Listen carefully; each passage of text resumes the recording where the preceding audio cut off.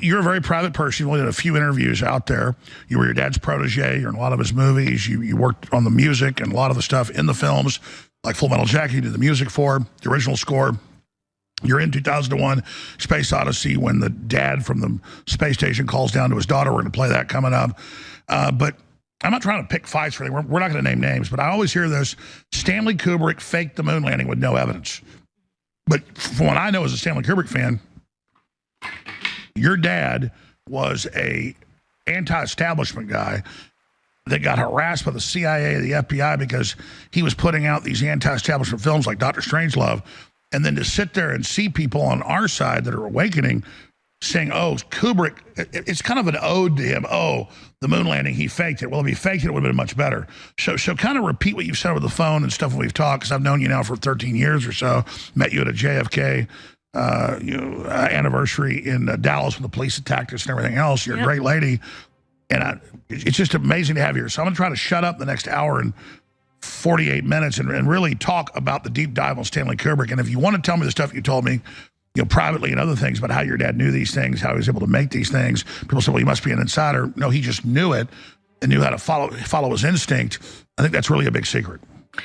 Well, upon you finishing that, I've gone blank. I think I'd like to just start by saying that the whole news media and the way in which they report on celebrities, and it's sort of like, now that we don't have, public floggings and throwing cabbages at people, you humiliate and lie about people and punish them in a new way, which is basically to talk about them in the mainstream media. And because my father did enough interviews at the beginning where he would say, apples are green, and then when it was printed, it would say oranges are, orange. He would be outraged that they would just completely lie and not actually say what he said. So he stopped doing interviews unless he had full control of the editorial. And by him stepping away, and I'll just be very clear about this, because it's happened to me as well, if you don't talk to these journalists, they are so spiteful that they then try and write the meanest, nastiest piece they can on you, even if it's the most fantastic lies of all time. So, for instance, that's a lot of the reason why I have such a feeling of camaraderie, not only for the whole InfoWars thing, but camaraderie with Alex for the way people lie about him, because I know how news media lies. And so because my father didn't do any interviews, what then started to happen are these fantastical stories about him. Like, he would drive around in a crash helmet at 30 miles an hour and, sort of just nonsense. By the way, look at that intensity in your dad's eyes. Oh, I know. There is no question about it. He was a bloody intense human being. But anyway, the reason why I mention that is to then look at this fake moon landing stuff. Now, I understand people assume that I'm going to lie, but for what it's worth, I'm going to tell you factually why I know that he couldn't possibly have done that. So there's two major reasons, and then I'll go into detail. One, when I was 6 months old, I was asleep next to my parents in my little cot, and they woke up with me like banging and crashing, and they looked down at me, and I was completely blue. And I had very, very severe croup as a child. So I had a sister, I had two other sisters. One was only 18 months older than me. And so my parent, I know all of you parents out there know this. One parent stays awake all night with, the sick child, and the other one tries to get some sleep. So it just turned into where my dad would take care of me. And to make it simple. You bonded with him even more. Well, I bonded with him even more, but what I'm trying to get to is that he became so terrified. In fact, I was talking to Harrison about this. Lots of people understand what it's like to have suddenly a severe emergency with a child. It's terrifying. So I'm going to cut this short. But they bond, no, take your time. They bond to you. Well, and I bonded to him. And he was literally the guy that set up with me taking uppers, right? Because he was terrified of falling asleep, nodding off. And then, because what croup is it's your trachea spasms and it locks. And you just go, and that's it. And it was so terrifying for me that I would also vomit Sorry, this is lovely, isn't it? But this is important. This is real. Yeah. So I would vomit, I would choke. He was terrified. And this is like in the early 60s. And there really wasn't the kind of thing. He's making Dr. Strangelove right now. No, it's pre-Dr. Strangelove. Because, that's the other thing, is that, he also went through the Cuban Missile Crisis. And so he was a pretty hysterical parent at that point. He had 2 very young children. But anyway, he would set himself up, like people do, in a separate room with me and take care of me when I was sick. And because he was so scared of me being sick, he didn't care when I went, right, I don't want to go to school, I'm coming to the studio with me. And I just became like a kind of little pet dog, and I just went everywhere with him. You guys super bonded. Yeah, super bonded. And I think, when you're struggling for your life and that person is there trying to save you, that's a pretty strong bond. So he didn't let me stay anywhere. He didn't go anywhere without every day seeing me and being with me and sleeping mostly in the same room. So I say all this because I don't see how he could have been off somewhere. And I was just talking to a friend of mine that I met on Twitter, Mark Lowe. He's got a show called Deep Thoughts. And he introduced me to Bart Sebril. How do you say his name? Bart. Yeah, astronauts gone wild, all that stuff. Because really, I'd ignored all of that fake moon landing, and I absolutely believed that we landed on the moon and everything. I didn't want to look at it because it upset me that people accused my dad of faking this. So I hope I'm not going all over the place here, but I'm just trying. You're doing a great job. Keep going. So, because Vivian, you're an amazing person. Just relax. You're doing good. Okay. So I know that for those of you that have children and have a really, really special bond with one child, I knew my father. He was the most important human being for me in my life in this lifetime. And we had a very, very close, loving, passionate, very argumentative relationship. And you're asking him to respect your father and stop lying about him. I'm saying that I know that he wouldn't have done that. I know that he couldn't have done that unless he did it, between 4 and 8 o'clock at night, And then here's the second thing, Ian.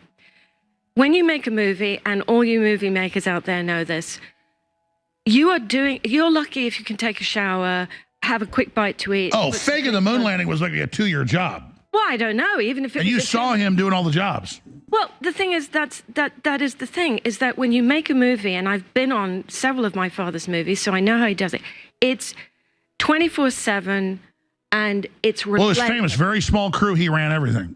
And he did all the cinematography. Yeah, so many films you see a big name now, they didn't make it. Your dad, he made every one of them. Yeah, and I think there's some quote, which I'm going to butcher now, where he said that, making a film is not like a kind of committee thing, and lots of films are. It's very compartmentalized. He said one man has one vision, and so he did everything. And those films are the greats because one person made them, not a bunch of people cobbling. Right. Now, he did have people working for him, and through his miserable experiences when he first started in Hollywood, where he was a photographer, so he wanted to set things up and light things much more naturalistic, more realistic.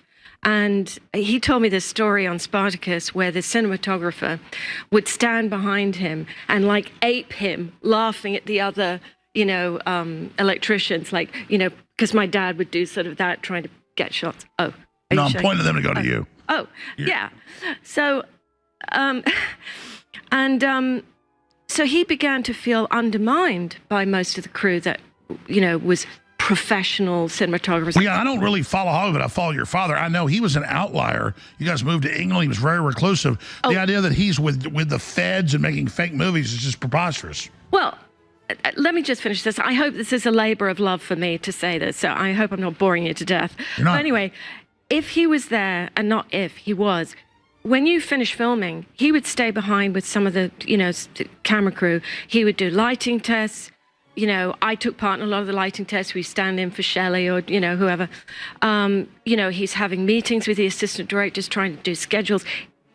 Literally, on 2001, that was the biggest film, except for Barry Lyndon, that he did. It was massive. It was huge. It was complex special effects. And 2001 is hands down the film ever. I think it's absolutely unique. There's nothing Absolutely. No, it is the film. Yeah. Anyway, I mean, you say the good, the bad, and the ugly is because it's shot quick and loose, and it's like number 2 to me. Well, I'll tell you one thing. There are very few movies that you could say it was a spectacular, metaphysical, beautiful, and strange film. And it's evergreen. Yeah. And, it's still, the special effects even to this day look amazing. But anyway, what I'm trying to portray to you is that from 1964, he started working on 2001, and we went to England. We had already been in England where he had made Lolita and Dr. Strangelove. Sorry, I feel like I'm being terribly boring. No, it's not boring. Stop being self. Okay, all right. So I don't know why people can't understand this, but one, I was always with him because of this group. 2, he was working so bloody hard on his film, on the script writing, on the special effects, on everything in 2001. So 2001 had a premiere, I think, in like April 1968. And the moon landings were in July 1969, right? Yeah. Yes. So everyone can check this. Clockwork Orange came out in 1970. Another masterpiece. And what do you think precedes 1970? 1969. So I was on that film with him as well. He's always ahead of the trend. Sorry, I'm just being so pragmatic about him. I'm just trying to show people he would never have had time to go and... No, I got it. But the more powerful point about your dad is he was anti-establishment. Why would he go do this? Okay, that's another thing. On Twitter 1,000 years ago, 2016, I think I wrote a really good piece. I don't know if you can get it up. Variety printed it. It's like Stanley Kubrick's daughter. It's on Variety, and it's I can't remember it verbatim, but essentially what I said is that how could anyone think that a man who had made movies that was so, yeah, that's me. He was actually showing me there. There's a picture of me with my dad next to the movie, in front of the moviola, which was how he edited. It's amazing because if you saw a moviola, you literally only see the size of a 35 millimeter, thing slightly blown up this big, and he cut the whole of 2001 on this incredible thing. But anyway, everybody now has huge screens, digital. Your dad's a freaking master. Yeah, no, he's like looking at a little thing. No, that's why he's such a master. He did what they can't do today with old technology. It's like, I know, it's superhuman. Imagine your dad today with the technology. Oh my God, I feel so sad as well because with these TV series that go on forever, they're unwatchable. Well, no. I was just going to say that his desire was always to make Napoleon, but he said to me, I can't make it in 2.5 hours. This needs to be a really long... He could have made a whole series. He could, oh my God, he would have absolutely loved to make these super series that they do on TV. I mean, he would have... When I was knocking the series, he would have done a better job. Well, look, he was very... All right, wait a minute. We're going all over the place. Let me just get back to this point. So in 1968, he was doing all the promotion, and he did all his own promotion because he told me that he learned with his first film that if you don't promote your movie, he spent his father's savings, his uncle put money in it, but because he didn't know anything about promotion, nobody went to the cinema to see it, and he was heartbroken. So from that point on, he always did his own promotion. He figured out, I can't just make the art, I got to promote it. And he figured out how to do that. He designed and chose his own artwork. He would choose he did everything. And I think it's also just because he loved to do it. But as a result, I think the unique product is you're seeing something truly from one person's vision. That's what's powerful. And so you don't get this kind of... Composite. What? Composite. Well, I was going to say a dispersal of views. He's kind of going... Anyway, which is great. The human mind, you're actually getting a great artist, actual vision. Yes. And not only that, but I want to just finish what I was saying about that Variety article, which you can find online. I think it's like Vivian Kubrick or Stanley Kubrick's daughter speaks out on Variety, and you'll see the quote that I said, but I'm going to butcher it now. Basically, I said, how would a man who's made films that were, so obviously someone who is, criticizing the elite, criticizing war, which is just slaughter, criticizing mind control, you know, Clockwork Orange. I mean, this is a man who is not like going to be going, yes, sir, to the CIA. And in fact, I told you about this, is that my dad told me that when he, all right, I'm going all over the place. So back to this point. So in 1968, he was working on all the promotion for 2001. Remember, promotion is global, and you release films in different countries at different times.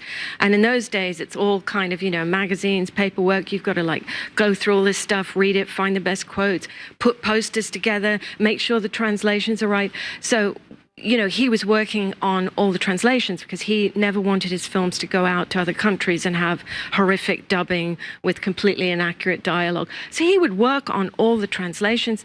You know, it's a huge job if you are the one taking responsibility for the product, and he did. So he was doing all that, and then he started making Clockwork Orange in, you know, 1969. So when was he supposed to go gallivanting off to some fucking, excuse me,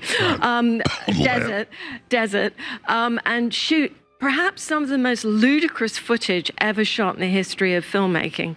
I just want to say something. If you've got a low gravitation, right, it just means you're going to be lighter.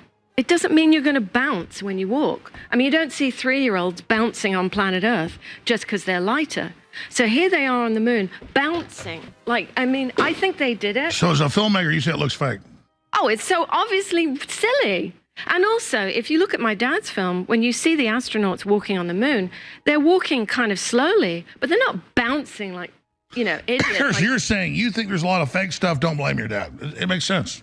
Well, now I want to move on to this.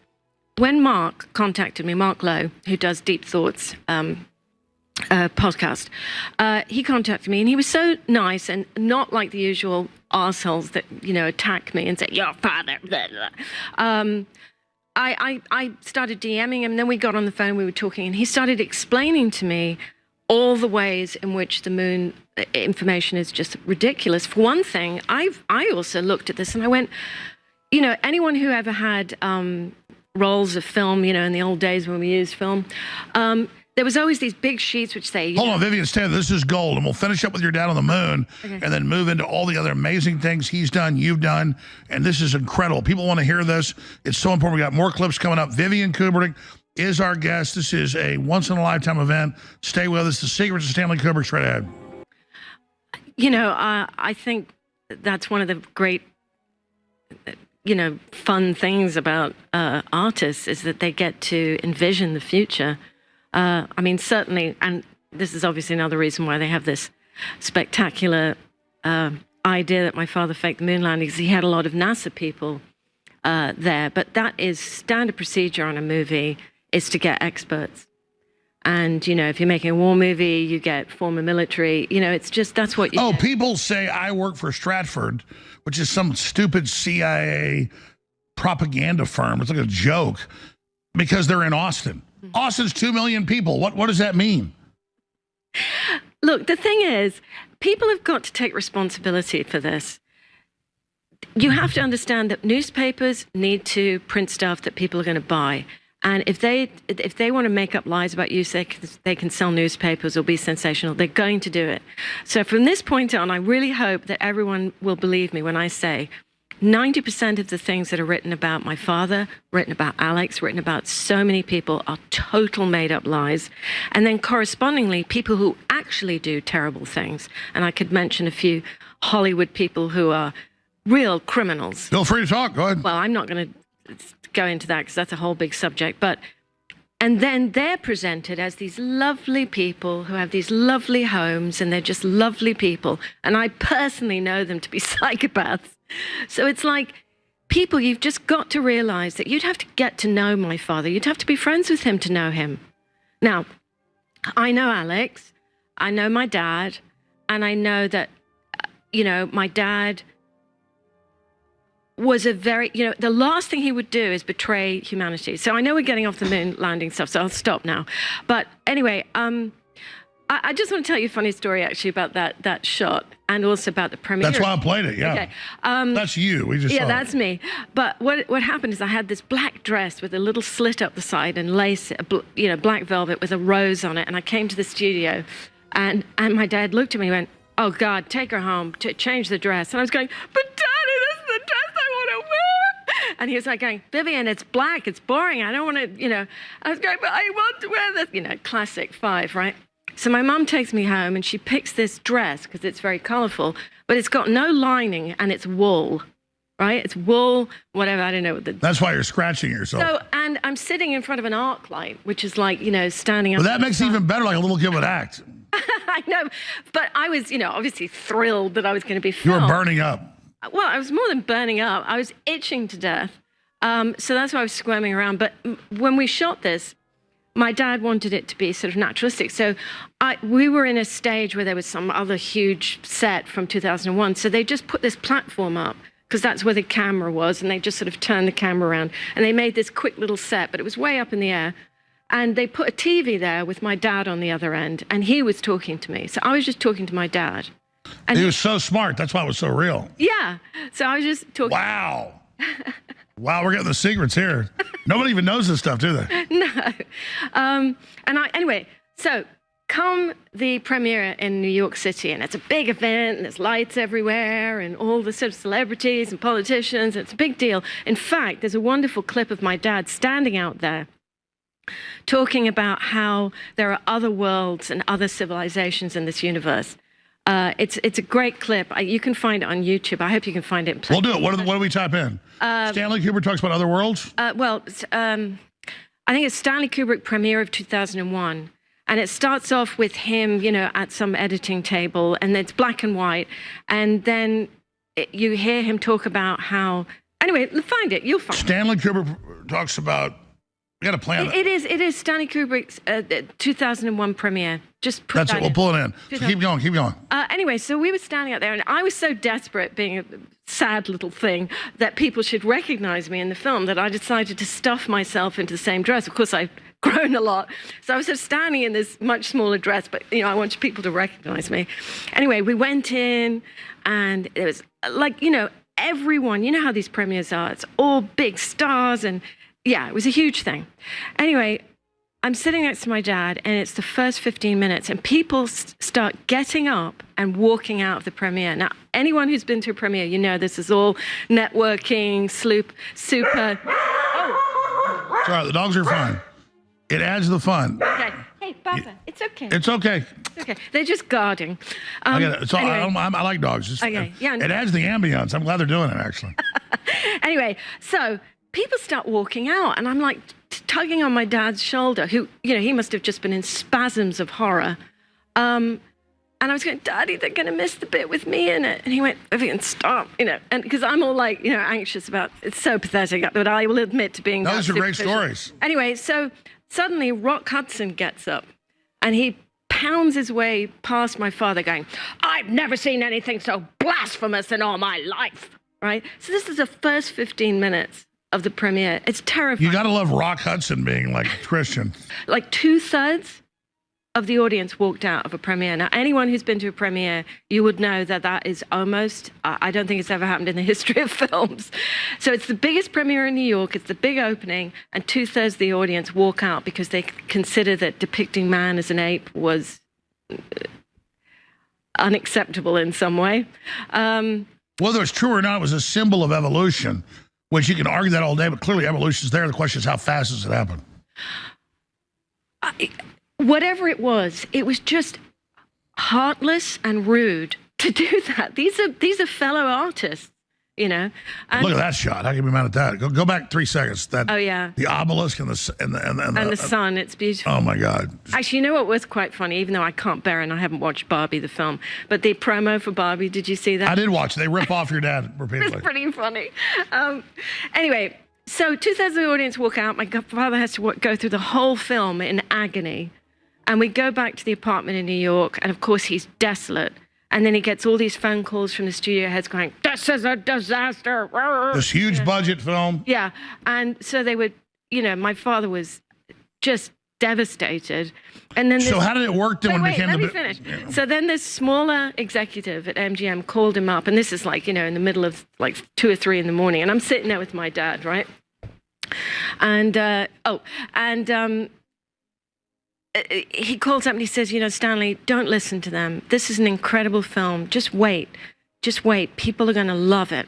Exactly. Right? The only one. Everyone else was tearing him to pieces, which is so heartless. I just don't even understand it. Anyway, so... No, it's like, to me, Force 10 Navarone, where they blow up the dam and the explosive guys goes, just give it a wait. It took a few minutes for it to collapse. It's like, I agree. Like, that's what the whole thing is about that. Not quite sure about that analogy, My point is that something really big doesn't take hold right away. Well, you know, and think of it, 1969. I don't know if you've watched anything on YouTube of the drivelly shit, excuse me, that was on TV. Mindless crap. Yeah, absolutely. Nothing against Elvis, but it was like Elvis in Hawaii, one baby, I love you. That's pretty good. Yeah, so anyway, we stay up all night. And we go to the first show, 10 o'clock in the morning, and we look around, you know, see if anybody's there. And there's kind of a line. And then we go to the next show and the next show. And anyway, by the evening, there's crowds all around the cinema. And so my dad, you know, having been up for like 48 hours, you know, finally gets this payoff that he sees that people truly do want to see it. So the critics didn't matter. The establishment didn't matter. Well, you know, and this is part. There's that last scene with like the reborn human. It's like, bzzz, like you have a soul, you see it. It's like, yeah. But of course the establishment didn't see it because they're satanic. Don't even get me started.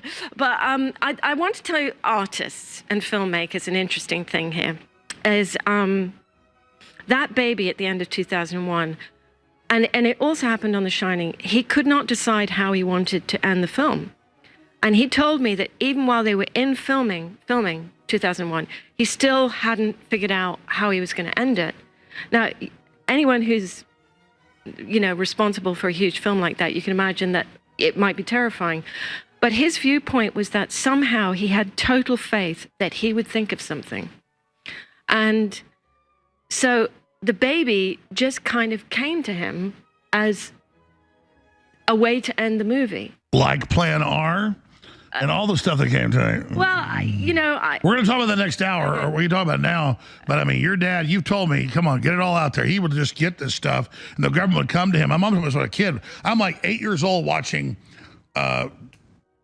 Strangelove. My mom goes, yeah, he knew how the coders worked on the B-52s, and the government came and said, how'd you know? And I asked you later, like, yeah, he just kind of came up with it. That was what was great about your dad, is he somehow knew stuff.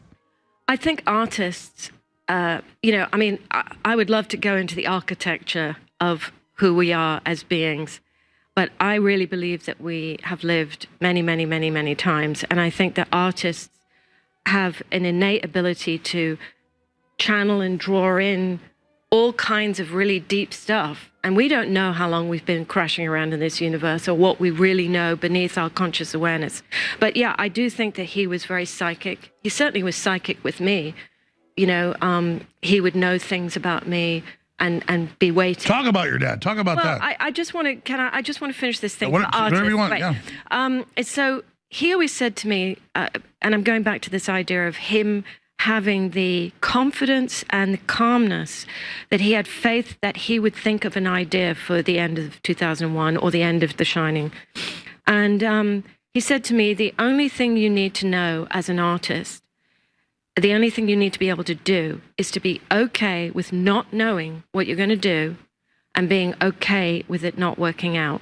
Then you can be an artist. That's how I feel about InfoWars. It's just God's going to make the next step. It's like, just do it. It's intention. It's a pure intention where you just know, you don't know how, but you know that it's going to come through. Like, you know, on Full Metal Jacket, I literally had like no time to write the music.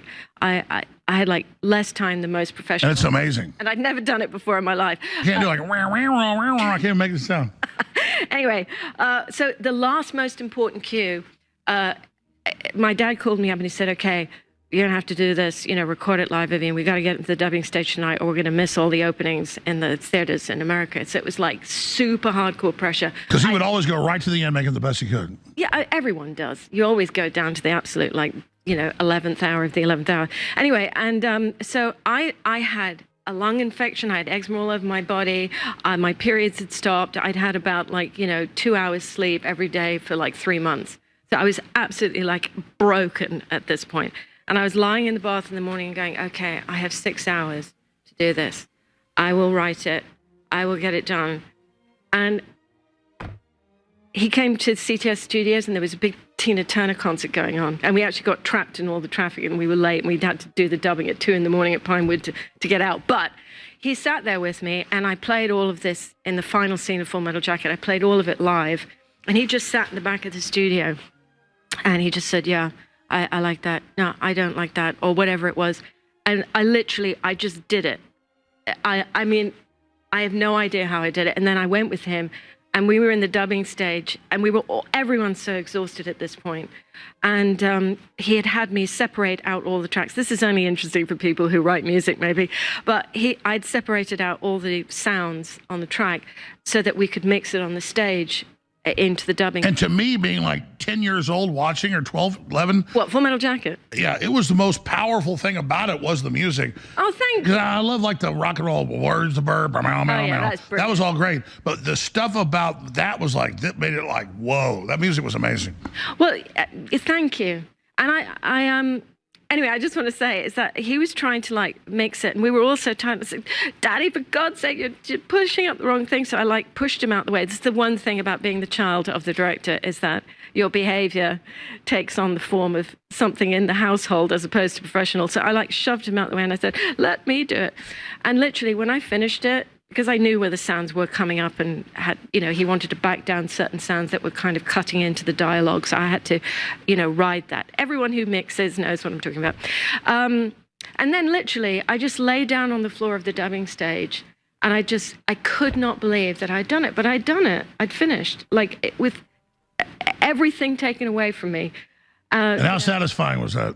Incredibly satisfying. So you see, on many parallel levels, I relate so much to your situation. I relate to the peril of it, the experience of losing, having things taken away and then given back. But all the time is your intention to do it, to get it done. And, I know... That's all that matters. It is the closest thing to the manifestation of your eternal spiritual being, the power of that. When you have a really passionate intention, which you have, Alex, and that's really, why I'm here. I want to support Alex. I always want to support Alex. I've been listening to him for, God, it must be nearly 20 years now. And in the same way that it hurts me when people lie about my father, it hurts me when people lie about Alex. They always choose the most unflattering and not in any way representative of the true value of the information that he imparts. I mean, that Alex is a wild cowboy. He has his personality where if you want to take clips of it, you can make him look really silly. But he's incredibly brilliant, incredibly intelligent. His bravery is, absolutely astounding. And that's another thing with my dad. He was really brave. He had to stand up to a lot of cruel crap. I'll give you an example. That's the point you're making, is he was the anti-Hollywood. You admit your dad lived in England with you. Well, he had nothing to do with Hollywood. He did whatever he wanted. I'll tell you what, he obviously had to be in Hollywood at the beginning to make some kind of career. And Kirk Douglas really gave him the big break. I think Kirk really wanted to support him. Spartacus. Well, yeah, and although my dad wasn't the kind of film he wants to make, Kirk gave him an incredible opportunity there. Anyway, what happened is that he didn't like Hollywood. And when he got to England, because they had this tax relief for anybody who would make films there, he went there to make movies. And he loved it. And he loved the English people. And he loved not being in Hollywood. And he never went back. All right, we spent a lot of time just on 2001, and your dad obviously didn't fake the moon landing, because it would have been much better done if he did it. No, I wish people would stop saying that. He wouldn't have done it, and it wouldn't have been better or worse or anything. So we've hit that. Yeah. I want to shift gears into whatever you want to talk about the next hour. And we're so blessed to have you here, Vivian Kubrick. Thank you. But I want to talk about wherever you want to go, but I want to talk about Eyes Wide Shut. I want to talk about what, you told me some personal stuff, whatever you want to get into, but I've had more of these experiences you told me about since then. Well, we're all in this ether, all connected.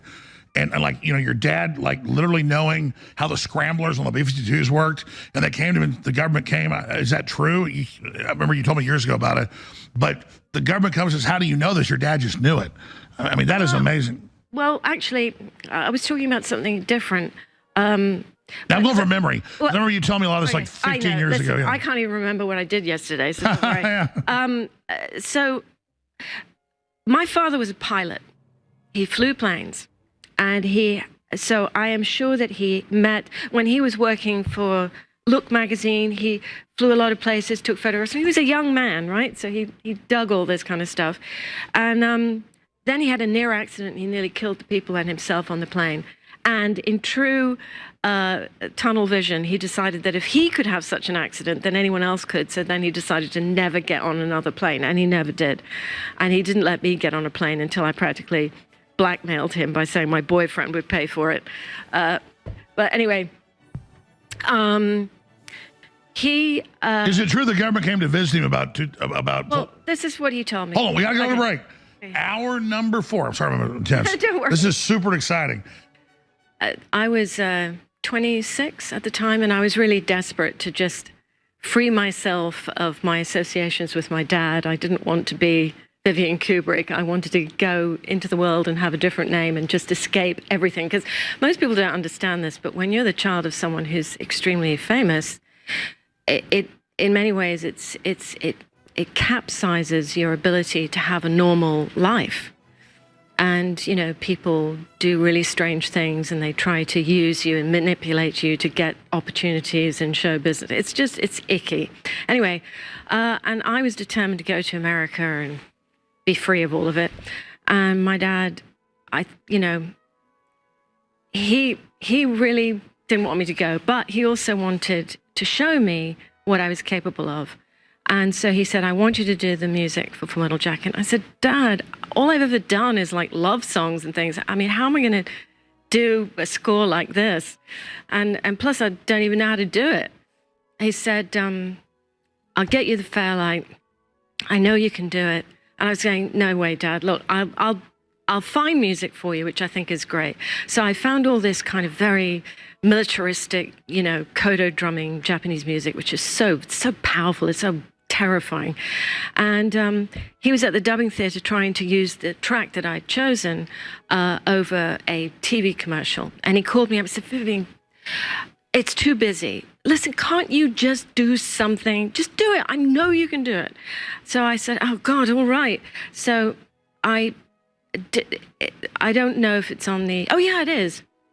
On it? I can't remember if it's on the album or not. But anyway, I wrote something, and then my dad went, it's fantastic, I'm using it. And I was like, what? You know, I thought he was just saying it because he wanted me to stay in England. And then he used it, and he said, Vivian, God damn it, just please do it.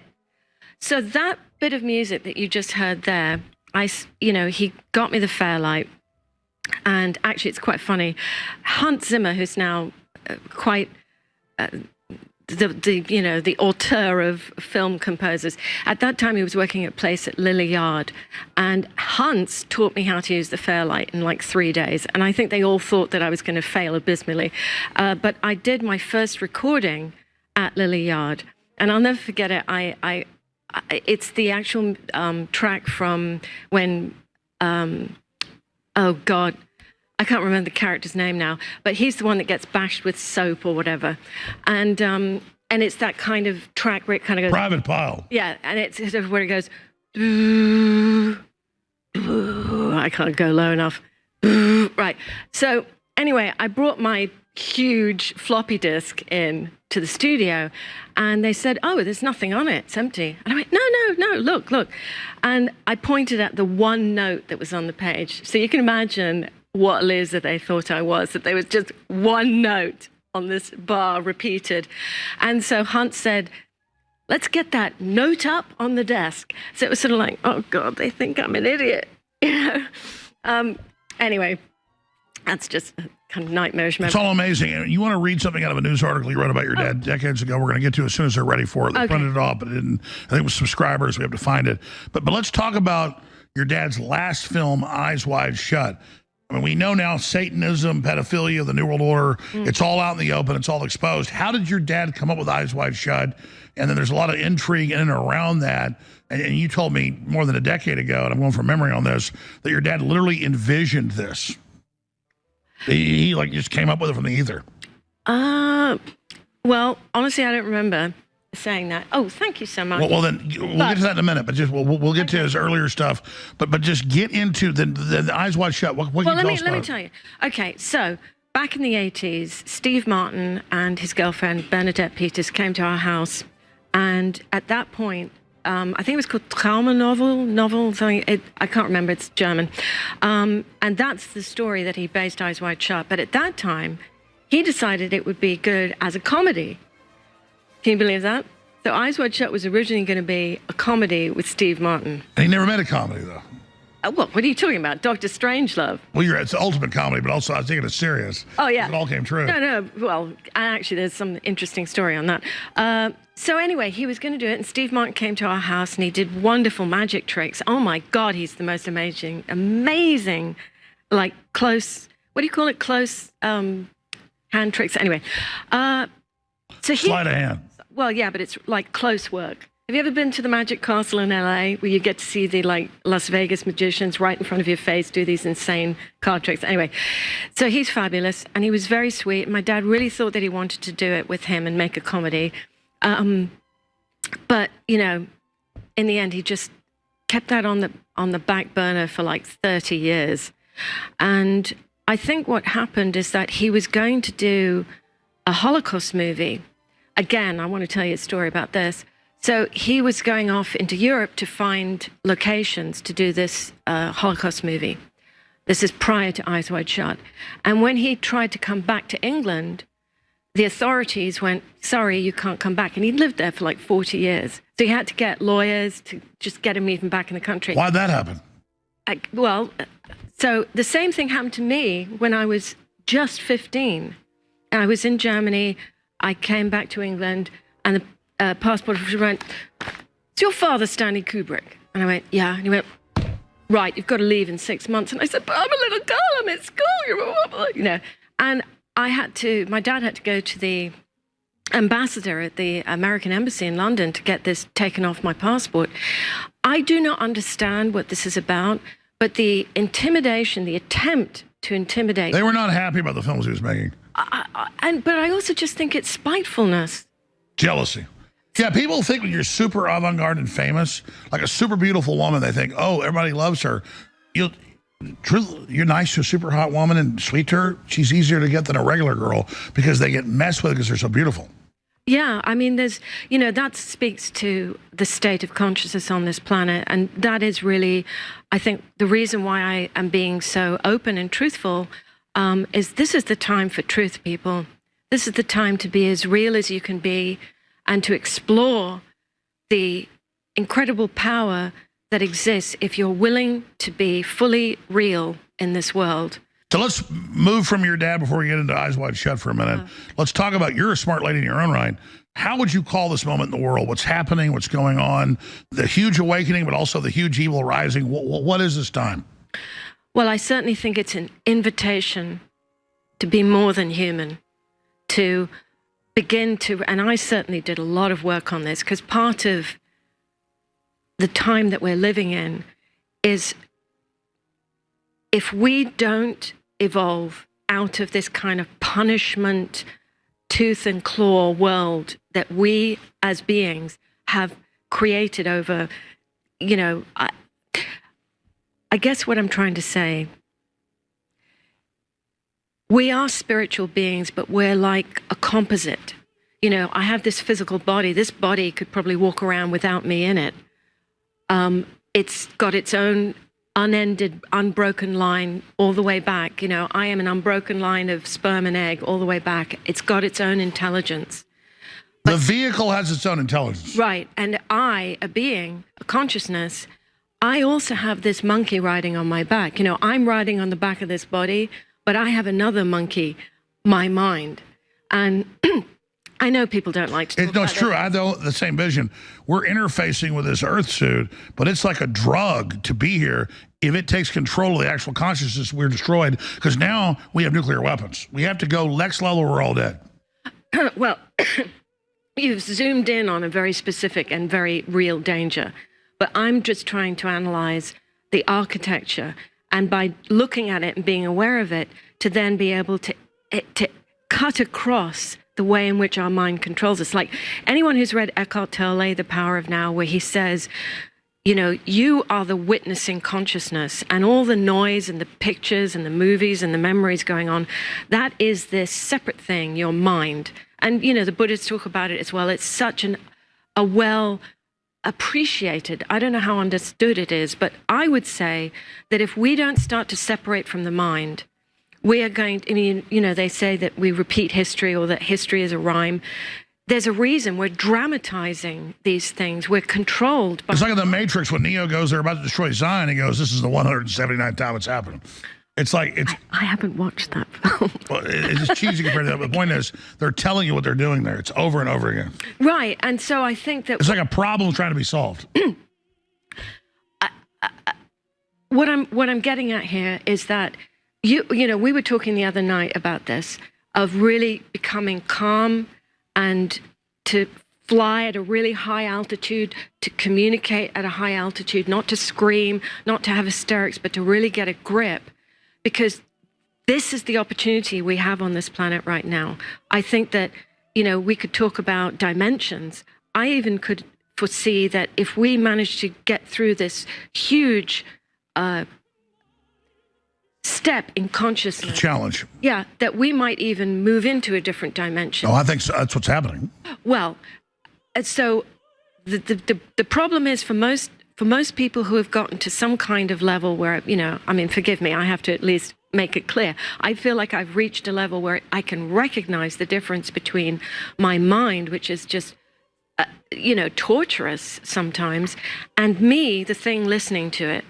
And once you start to kind of tease that apart, you become much less affected by all the roaring emotions and reactions and, you know, repeat, you know, like, let's say you've embarrassed yourself.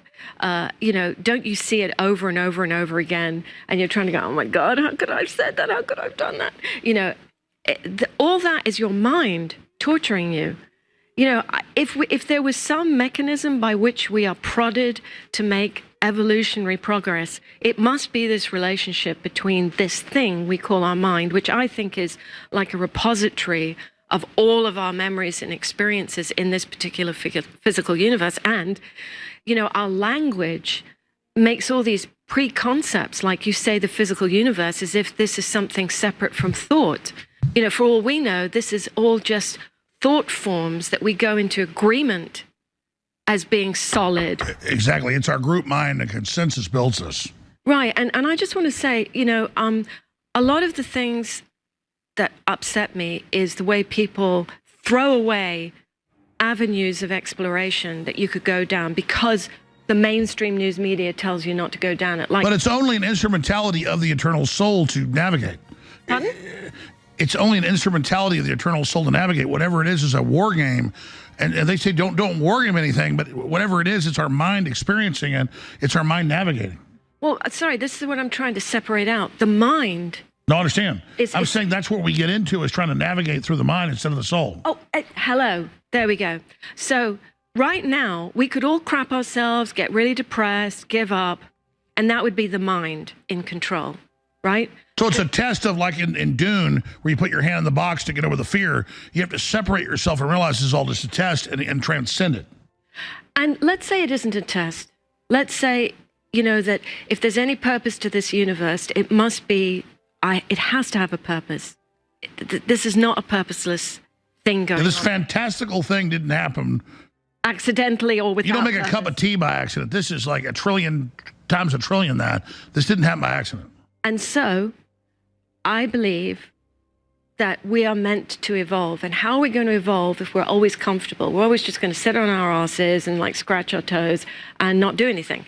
And so to be challenged in this way, I mean, this is the super challenge of, I mean, I didn't want this to be happening in my life. I got enough of my own problems and things that I got to sort out. But when 2020 happened, it was like every day I did something. And I just want to say something else. If Alex never did anything else but warn people about this bioweapon and the vaccine, his entire 30-year career meant everything. Alex and all the people here that... Nagar, that was our most important work. You saved millions of people, and you forced everyone... Sorry, Mike. Bang it all you want. Yeah. We're not making a movie here. It's all right. Okay. It forced people to do battle with the truth. And I know, because like I went into supermarkets without my mask on and got thrown out, and then I'd argue with the manager and I'd show them, by the way, you know, thank you to Judy Mikovits. She produced this thing that you would show to people saying that they have no right to question you about your health or anything else, but you've got a medical exemption to wear that stupid, ridiculous mask. That's a sign of slavery. Well, and you know what? It's a cone of shame. But it's worse than that. The first week that whole bullshit started, I looked up online masks for flu pandemics. And it's like these big canisters. It's like if you're going to spray a car, you know, a huge thing all over. You got to be in a spacesuit for it to work. Yeah.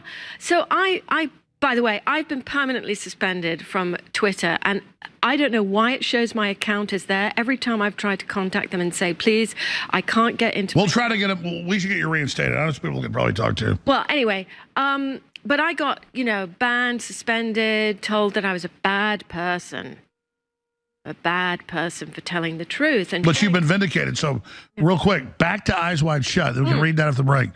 Okay. So how did you, I remember talking to you in like Dallas when I first met you like 12, 13 years ago. How did your dad envision this? It was going to be a comedy. How did he come up with this? People ask about Eyes Wide Shut. Look, I'm going to disappoint everyone terribly. I don't know.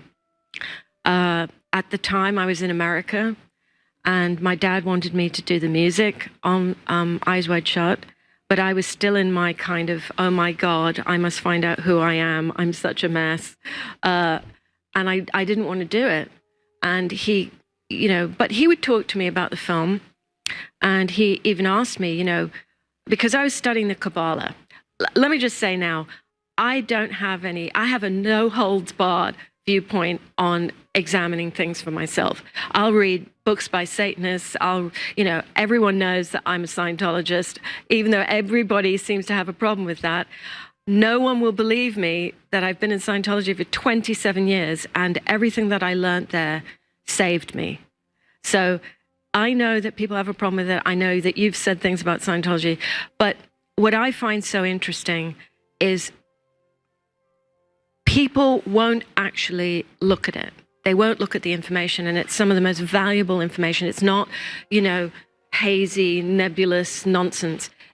It's research, it's observational stuff. And having studied homeopathy myself and alternative medicine, and having done light healing, I promise you, we are so crushed down in what we're allowed to look at and what we're allowed to... Sure, so I'm not criticizing. What I'm asking is... No, I know about... What I'm asking you is personally, looking at all this and, like, you know, where it's all going, specifically Eyes Wide Shut, like, your dad just came up with this idea to make this movie? No, I think that he wanted... Because you did tell me years ago, like 12 years ago, you said your dad was super psychic, which he obviously was. And I hear these stories, the news, most of them are wrong, that he came up with like the battle plans, the codes that sent the planes. The government came and asked him, how'd you know that? Is that not true? I don't remember him saying that. I don't mean to contradict you, but... No, it was in the news. I'm not saying your dad said it. Then if it's in the news, it's probably complete nonsense. Sorry. No, keep offense. going. So, no offense. How did let's talk about let's just deal with this. Eyes Wide Shut. So I don't know very much about Eyes Wide Shut because I was still keeping myself separate from my dad. And no, it wasn't because I was a Scientologist. It was because he and I were in this battle with each other, because he loved me and he missed me and he wanted me to work with him, and I just didn't know who I was or what. You know, I'd lived my whole life with my dad. You know, I told you about being very sick as a child and always being with him. And then when I was 16, I worked on The Shining in the art department, and I built models, and then he asked me to do the, you know, making of The Shining. So I was always working with him. No, you're on your voyage of discovery, but finishing up then with Eyes Wide Shut. So I don't know much about Eyes Wide Shut. What happened is I was going to do the music, and then my dad and me had a terrible fight on New Year's Eve, 1998, and I went, that's it. You know, I love you. I know you love me, but you know, this has got to stop. You know, because I just felt like he wouldn't let go.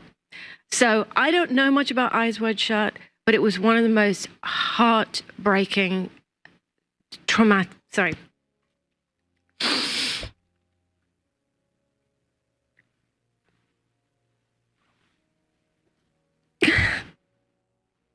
It was very sad when he died at the end of it.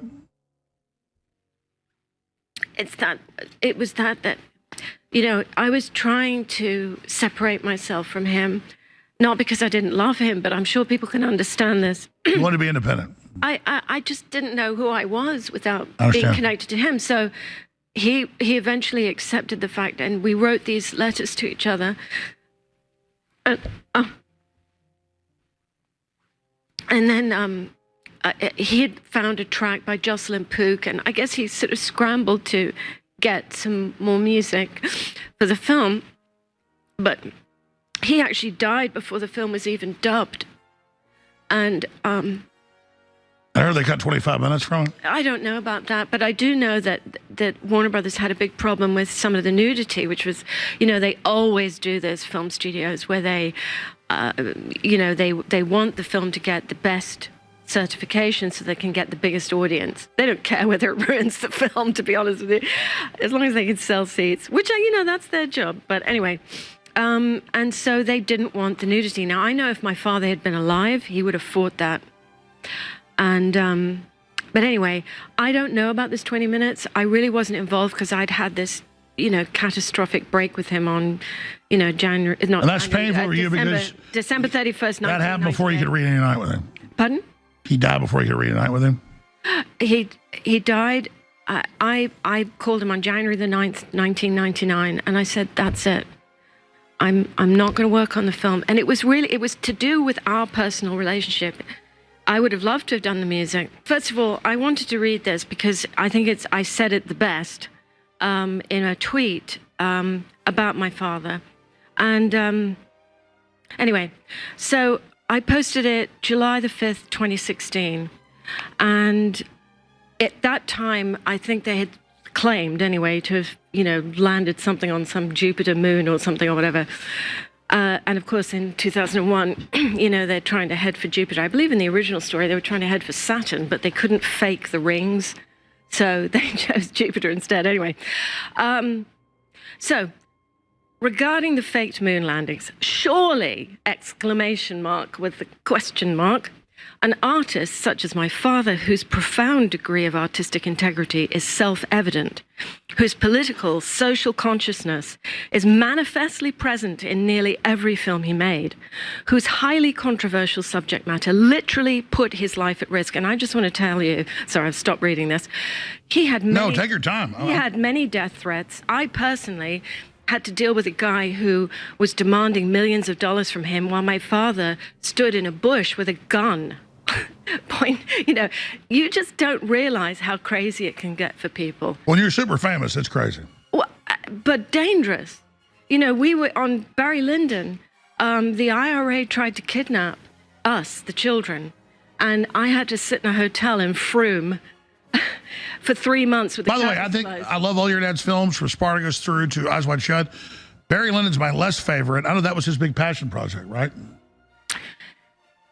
It's a great film. I'm just saying, it's like Mount Everest is the biggest, and then there's the next one. It was kind of like, those are like 27,000 feet tall. This was like 20,000 feet tall. You know, I think my dad always said to me that he wanted to do films and stories that really, really interested him. If for no other reason, then he knew he was going to have to be with it for several years. Why was he interested in French history? What, Napoleon? Yeah. The same reason he was fascinated by Hitler. You know, God, he should have made a Hitler movie about Bunker. Wow. Downfall's incredible, right? Isn't it amazing? That's one of the best films. Oh my God, what's his name? Gunter. Yeah, it's amazing. It was. I watched that film like 10 times. I know. It's so powerful. Oh my God. Anyway. By the way, that's not some Western propaganda. The Nazis wrote in their notes what he did. That's all like everything he said they wrote down. Look, don't get me started on Hitler. Total whack. Well, actually, you know. What do you think his essence was? I just, you know, going back to the business of us being eternal spiritual beings and the mind, you know, Eckhart Tolle said it best. You know, he said that I think, therefore I am is probably one of the most, I'm butchering this, sorry, one of the most inaccurate, ironic statements of all time, because it's the thinking part. I am, therefore I think. Well, I am. Boom, you know, and you know, a guy was, sorry, I'm going all over the place again. No, you're not doing a good job. Okay, a guy who's a friend of mine is very religious. He sent me this thing saying, you know, you must do God's will every day. You must try and do His will. And I wrote back to him. I said, God is part of me, and I am part of God, and that union and doing my part in that connection is what I'm going to. That's Salesius. Pardon? The philosopher Salesius. Is it? Well, I thought I'd invented it, but no, these are archetypal truths we know. Well, that's the thing about truth. You know, it's forever. You know, there's some truths that are just like a constant in the formula of existence. So imagine once this interview's over, what else do you want to impart to people? Because you're a smart Well, I want lady. to finish this. I want to finish. Start over. I didn't interrupt you. Okay. No, I interrupted myself. Start over now. Okay. Surely, an artist such as my father, whose profound degree of artistic integrity is self-evident, whose political social consciousness is manifestly present in nearly every film he made, whose highly controversial subject matter literally put his life at risk, and yet he continued to make the films he made. Don't you think he'd be the very last person ever to assist the US government in such a terrible betrayal of its people? There are many very real conspiracies that have happened throughout our history, are happening presently. I'm only too aware of the dreadful manipulations perpetrated by governments, secret services, banksters, the military-industrial complex, etc.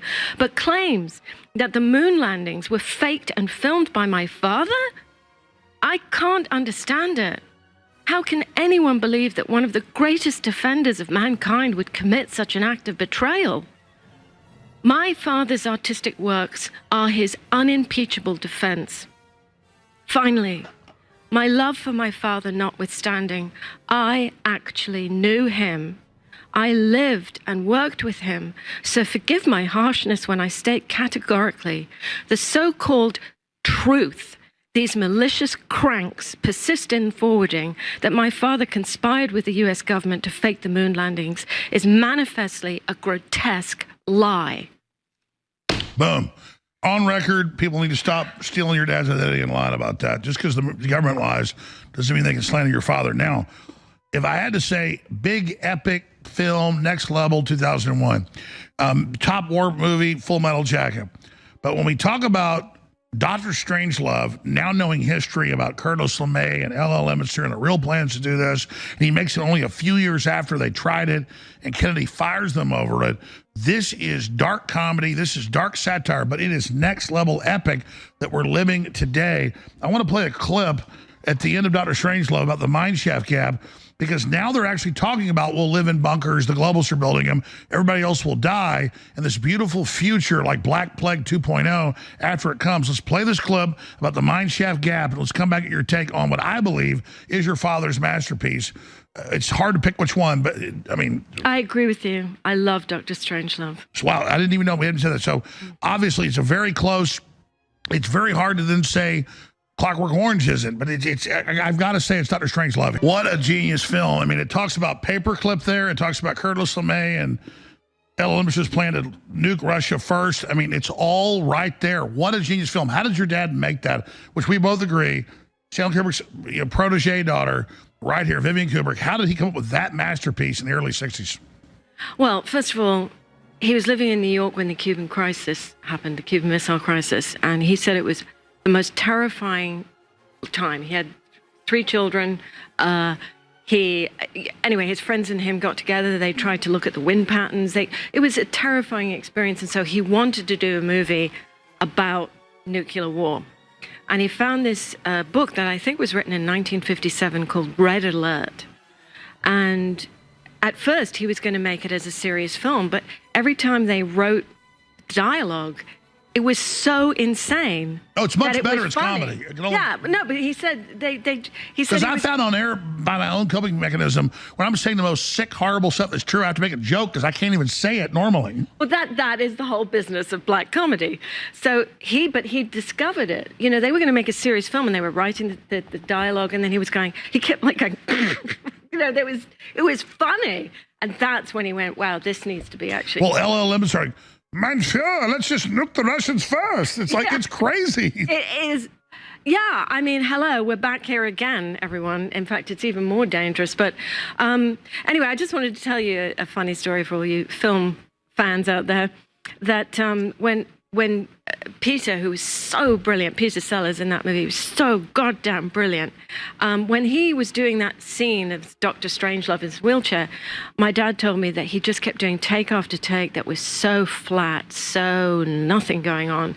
And, you know, people go about my dad, you know, doing so many takes, but the whole thing is, he said, look, we've done all of this stuff to get to this point. This is the moment where we get it in the can. This is what we've done, all this pre-production and building sets and writing, you know, this is what it's for. So let's get this right. Don't you want to get it right? So, you know, a lot of actors push against that because they panic if you want them to keep doing it again. But anyway, Peter, then suddenly, my dad said he did it in one take. He went from completely flat to this insane, you know, all this stuff. And I love how he plays all these characters in the movie. Oh, yeah. I mean, it was brilliant. You know, anyway. But the other thing that was interesting about that is that he got after Dr. Strangelove was released, and weirdly, it was premiered on the day that Kennedy was assassinated. Oh, wow. And so they canceled the premiere. Just a weird coincidence. Anyway, he got a phone call from the CIA, and they said, we'd like to interview you. And I've heard about this, so tell me. And so they said, we want to know how you knew what the war room looked like. That's right. And he was like, no, I don't think I will do an interview with you. But he was in England, and we had an apartment in St. John's Wood, and my dad told me this, that he was asleep in bed and with my mom, and he woke up with a flashlight in his face and a group of police officers standing around their bed, right? I mean, how many of you have ever had this experience unless you're a drug kingpin? And then they just said to him, oh, sorry, we made a mistake, and then just left. It's a threat. Well, I mean, you know, good God. You let yourself into someone's bedroom and surround them. That happened after he released this? Well, I don't know the exact time, but I would guess that it was. That's the thing I remember hearing from my mom. Yeah, they were like, how did you know exactly how it looks? Well, he could just envision what egomaniacs would build. No, it was my mom and Ken Adam. Ken Adams was a brilliant art director, and Ken did all the Bond movies. But Ken and my dad were really good friends. He was a British fighter pilot, but he was German Jew, and he was in the RAF. But little detail, but he was brilliant. You know, if you look at the Bond movies, it definitely you'll see his touch, right? It looks like Dr. Evil stuff. Yeah, it's like but he came later, but yeah.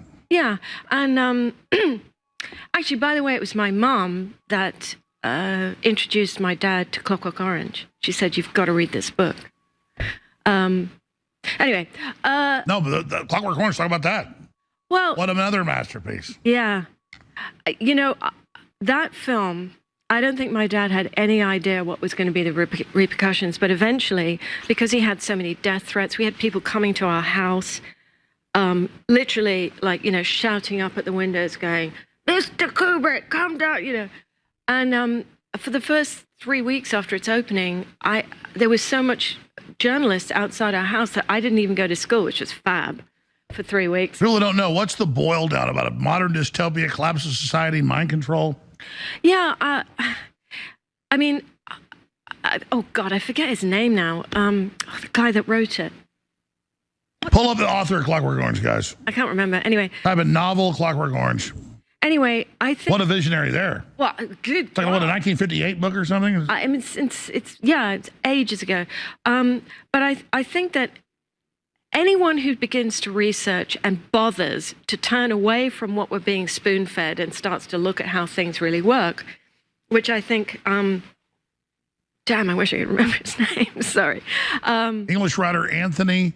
Burgess. Anthony Burgess. Isn't it? Anthony Burgess? Yeah. That's right. Oh, right, yeah. We're almost out of time. Okay. You're at a finish point. Anybody that starts to pay attention. Pardon? Anybody that starts to wake up and pay attention. Right. You know, you begin to see how the world works. And that's another very vital reason why InfoWars has to continue. Even if Alex, you know, has to take and regroup or whatever the hell's going to happen. The whole idea of us having truthful things, having a view of the world that is actually the way it is, instead of the illusion that these, I don't know how they got to be so powerful. But I was about to say, even if we're not perfect, it's going to have other views. So imagine the show's about to end in 4 minutes, which it is. Oh. Vivian Kubrick, I wanted you here. I'm trying to get all our most important guests on. I appreciate you coming and doing this from, you know, where you live close by in Texas, but you still drove for hours with your dogs. We appreciate you. What are your closing comments you want to get out? After you leave here, you wish you would have said it. Say it now. That all of you make a tremendous effort to move out of your human viewpoint and start to look at this in terms of the eternal beings that we actually are, which will not only spare you the confusion that would happen if you just get stuck in this idea that there's this one life, or even if there's some mystery beyond it. I'm telling you, we are eternal beings, and that if you want to significantly change reality, you, the spirit being, you've got to put your intention there and not be fearless, because we can't help that. That's part of this composite of being human, of having this human body, of having a mind. But to know that you will pay in a much more profound way if you back away from this challenge.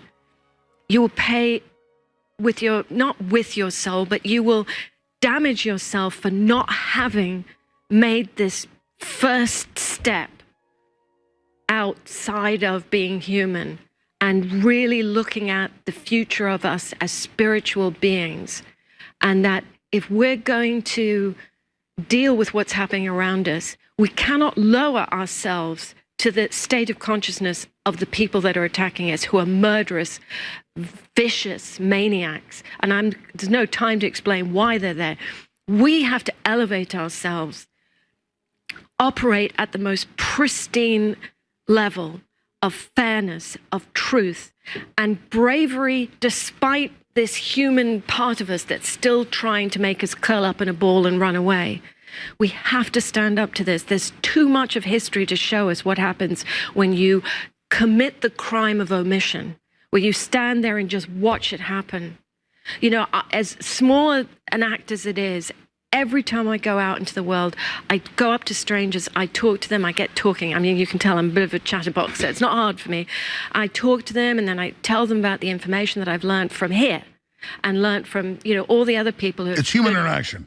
Yeah, and that I'll tell you something very heartening.